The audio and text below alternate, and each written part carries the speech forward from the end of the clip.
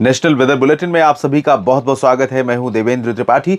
ये वीडियो आप देख रहे हैं यूट्यूब चैनल मौसम तक पर और फेसबुक पेज मौसम तक पर। आप सभी का बहुत बहुत स्वागत है। दोस्तों, अगले 24 घंटों के दौरान यानी कि 25 सितंबर को देश भर में किस तरह के मौसम की संभावनाएं नजर आ रही है, आइए इसकी जानकारी लेते हैं। वर्तमान समय में मानसून की जो वापसी की स्थिति है वो राजस्थान और पंजाब तथा हरियाणा के भी पश्चिमी भागों से मानसून को मेट डिपार्टमेंट की तरफ से आज इंडिकेट किया गया कि मानसून ने वापसी शुरू की है और राजस्थान के कुछ और भागों से मानसून वापस लौटा है। लेकिन इस बीच जो बंगाल की खाड़ी पर परिस्थितियां डेवलप हुई हैं, निम्न दबाव का क्षेत्र बन चुका है।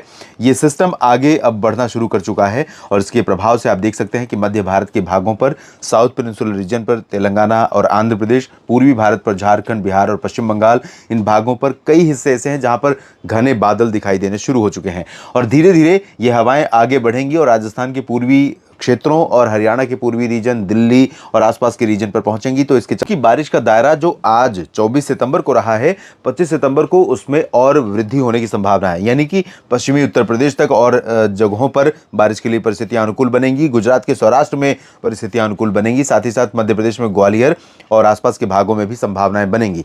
दिल्ली, पूर्वी हरियाणा, पूर्वी राजस्थान के कुछ और भागों पर भी मानसून की बारिश होने की संभावनाएं बनेंगी। तो आइए जानते हैं किन जगहों पर बरसात होगी और कहां पर शुष्क मौसम रहेगा अगले 24 घंटों में। बीते 24 घंटों में सबसे ज्यादा बारिश कोंकण गोवा रीजन में, पणजी और आसपास के भागों पर रिकॉर्ड की गई। मुंबई में भी लगभग 90 मिलीमीटर की बारिश दर्ज की गई है और ये स्थितियां आने वाले 24 घंटों के दौरान यानी 25 सितंबर के दौरान हमें और भी ज़्यादा प्रबल होती हुई नजर आ रही, क्योंकि कोंकण गोवा पर बहुत ज़्यादा मात्रा में बादल इकट्ठा हो रहे हैं और यहाँ पर कुछ हिस्से ऐसे हो सकते हैं जहाँ अति भारी बारिश के कारण सामान्य जनजीवन भी प्रभावित हो सकता है। तो यहाँ पर आप देख सकते हैं गोवा आज जो ज़्यादा प्रभाव रहा है गोवा और आसपास के भागों पर रहा है और कल 25 सितंबर के दिन यहाँ पर प्रभाव कम, ऊपर की तरफ थोड़ा ज़्यादा रहेगा। तो सिंधुदुर्ग, रत्नागिरी, रायगढ़ से लेकर मुंबई, पालघर, दहानू और आसपास के भागों समेत पुणे और नासिक सहित इधर सूरत, वलसाड़, नवसारी तक इन तमाम जगहों पर तेज़ वर्षा हो सकती है। और कोंकण गोवा के जो मुंबई या रायगढ़ से लेकर पालघर के बीच का जो हिस्सा है,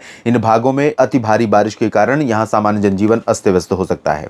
और बुधवार का दिन है, वर्किंग डे रहेगा। तो इस दौरान अगर अगर मैं बात करूं मुंबई की लाइफलाइन की, जिसे हम आमतौर पर सुनते हैं और चर्चा में रहती है, जो कि मुंबई की लोकल ट्रेन्स हैं, तो यहाँ पर उन रास्तों पर हॉल्ट हो सकता है और इसके चलते सामान्य जो आवागमन है वो अवरुद्ध हो सकता है। तो मुंबई के लोगों को थोड़ा सतर्क रहना होगा। यहाँ पर मुंबई और पुणे के बीच जो रूट्स हैं ट्रेन या रोड के, इन जगहों पर आपको सावधान रहना होगा। और साथ ही जो घाट रीजन है, महाबलेश्वर और आसपास का हिस्सा है, मध्य महाराष्ट्र और कोंकण गोवा के बीच का, यहाँ पर अति भारी बारिश की स्थितियों में कई बार सामान्य जनजीवन को काफ़ी चुनौतियाँ पैदा हो जाती हैं, क्योंकि कुछ पहाड़ी रीजन है, कुछ घाटी क्षेत्र हैं, कुछ समुद्री रीजन है। तो ऐसे में पानी का अचानक फ्लो आना ये भी एक चुनौती रहती है। तो यहाँ पर थोड़ा सा आवागमन के समय आपको सावधान रहना होगा। ये बहुत चैलेंजिंग सिचुएशन होती है।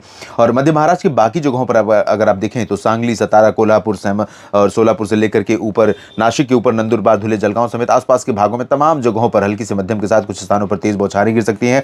मराठवाड़ा में एंटायर रीजन प्रभावित रहेगा। नांदेड़, बीड़, जालना, हिंगोली, संभाजीनगर समेत तमाम जगहों पर मध्यम से तेज बौछारें गिर सकती हैं। और वही स्थिति आपको विदर्भ में देखने को मिलेगी। विदर्भ में आज थोड़ा सा स्थितियां कम थी, क्योंकि सर्कुलेशन की स्थिति सेंटर पॉइंट ये है, सेंटर पॉइंट के बाहर एक्टिविटी ज़्यादा दिखाई पड़ रही थी और कल यहाँ पर भी एक्टिविटी रहेगी, क्योंकि सिस्टम थोड़ा सा ऊपर मूव कर जाएगा। तो और साउथ में इसीलिए बारिश कम होगी और यहाँ पर विदर्भ में ज़्यादा प्रभाव दिखाई पड़ेगा। तो नागपुर और जालना, नागपुर और चंद्रपुर, गढ़चिरौली से लेकर अकोला, अमरावती, वर्धा, यवतमाल का जो ये वाला रीजन है, इन सभी जगहों पर, भंडारा, गोंदिया में भी कई जगहों पर हल्की से मध्यम, कुछ स्थानों पर तेज बौछारें गिर सकती हैं। गुजरात के पूर्वी रीजन में और साथ ही साथ सौराष्ट्र में आज मैंने देखा कि सौराष्ट्र के इस रीजन तक मानसून वापस लौट चुका है। अब आप देखें तो राजकोट और वेरावल में, भावनगर में, अमरेली, जूनागढ़ और बोटाद तथा आसपास के जो रीजन है, इन भागों में कई जगहों पर मध्यम से भारी वर्षा हो सकती है और हो सकता है कि बादल बारिश वाले कच्छ में भुज और आसपास के भागों में, द्वारका और पोरबंदर में भी पहुंचे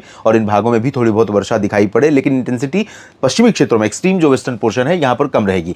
महसाना, पाटन, साबरकांठा, बनासकांठा में भी बारिश की स्थितियां कम रहेंगी, लेकिन अहमदाबाद, वडोदरा, गांधीनगर से लेकर अरवली, महिसागर, मोडासा और छोटा उदेपुर, डांग, तापी, भरूच, इन सभी जगहों पर कई से ऐसे होंगे जहां पर मध्यम से भारी वर्षा हो सकती है। मध्य प्रदेश में लगभग सभी जिले कवर होने वाले हैं और रीवा, सीधी, सिंगरौली समेत टीकमगढ़, भिंड, मुरैना, दतिया, ग्वालियर और आसपास का जो रीजन है यहाँ पर इंटेंसिटी बारिश की थोड़ा सा कम ही रहेगी आज की तरह, लेकिन कुछ इलाकों में यहाँ पर भी बरसात हो सकती है।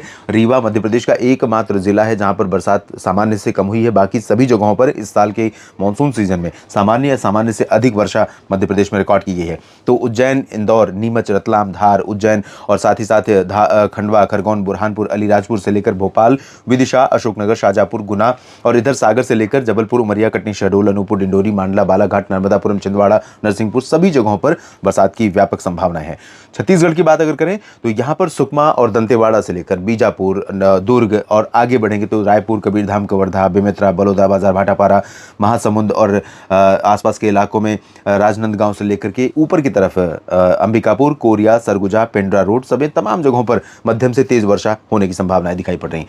ओडिशा में इंटेंसिटी थोड़ा सा कम हो रही है, लेकिन कम होने का मतलब यह नहीं कि मौसम साफ रहेगा। यहाँ पर ज्यादातर हिस्से ऐसे होंगे जहां पर हवाएं चलेंगी और हवाओं के साथ बादल भी बने रहेंगे और बारिश भी कई जगहों पर हमें देखने को मिलेगी।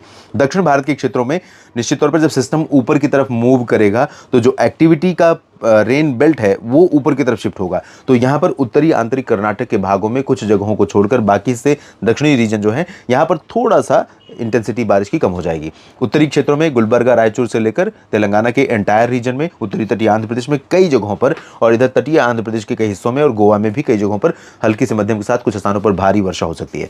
दक्षिणी आंतरिक कर्नाटक, आंध्र प्रदेश के रायलसीमा और दक्षिणी तटीय क्षेत्र आंध्र प्रदेश का और साथ ही साथ तमिलनाडु और केरल, इन जगहों पर कहीं कहीं पर हल्की वर्षा होने के संकेत दिखाई पड़ रहे हैं। और इसके बाद पूरब में ज्यादा प्रभाव रहेगा, मध्य और दक्षिण के बाद पूरब में प्रभाव रहेगा, पूर्वोत्तर में प्रभाव रहेगा।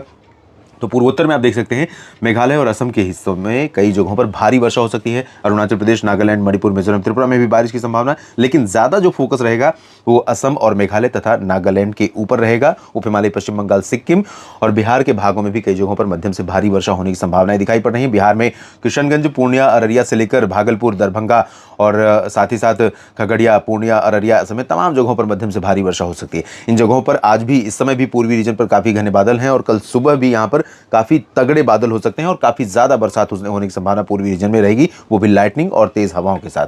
पश्चिमी क्षेत्रों में पश्चिमी चंपारण, पूर्वी चंपारण, सिवान, गोपालगंज, बक्सर, कैमूर, गया, यहाँ पर इंटेंसिटी लाइट रहेगी, बहुत ज्यादा बारिश नहीं होगी। झारखंड, पश्चिम बंगाल के गंगेय क्षेत्रों में कई जगहों पर बारिश हो सकती है और बारिश की संभावनाएं उत्तराखंड, उत्तर प्रदेश के कई हिस्सों में और दक्षिण पूर्वी राजस्थान में उदयपुर से लेकर अजमेर और सवाई माधोपुर, कोटा, बूंदी, बारा, झालावाड़, भीलवाड़ा, डूंगरपुर, प्रतापगढ़, माउंट आबू, सिरोही, इन भागों में कुछ जगहों पर रहेगी।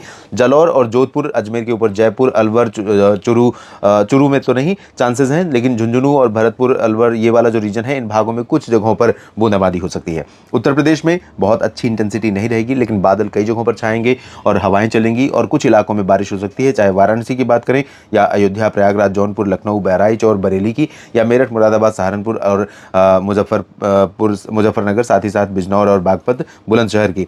गौतम बुद्ध नगर में भी, गाजियाबाद में भी चांसेस रहेंगे। दिल्ली एनसीआर, गुरुग्राम, फरीदाबाद, रोहतक और हिसार के ऊपर के रीजन में करनाल, कैथल, जींद, अंबाला और पंचकुला, चंडीगढ़, इन भागों में भी चांसेस रहेंगे। पूर्वी पंजाब में कुछ इलाकों में लाइट रेन हो सकती है या बूंदाबांदी हो सकती है और चांसेस वैसे प्रोबेबिलिटी अगर बारिश की देखें तो दिल्ली, हरियाणा और पंजाब में, चंडीगढ़ में बारिश की प्रोबेबिलिटी बहुत ज़्यादा नहीं है जैसे उत्तर प्रदेश में। उत्तराखंड में कई जगहों पर हो सकती है, शिमला समेत धर्मशाला तक, ऊना तक, हिमाचल में भी बारिश की संभावनाएं हैं और जम्मू कश्मीर तथा गिलगित बाल्टिस्तान, मुजफ्फराबाद, लद्दाख में मुख्यतः शुष्क मौसम बना रहेगा। नेशनल वेदर बुलेटिन में अभी के लिए इतना ही। ये जानकारियां अगर आपको ठीक लगती हैं तो वीडियो को लाइक और शेयर जरूर कीजिए। कमेंट बॉक्स में अपने क्षेत्र के मौसम और इस वीडियो के बारे में अपनी राय लिखना आप न भूलें। आप सभी का दिल से धन्यवाद।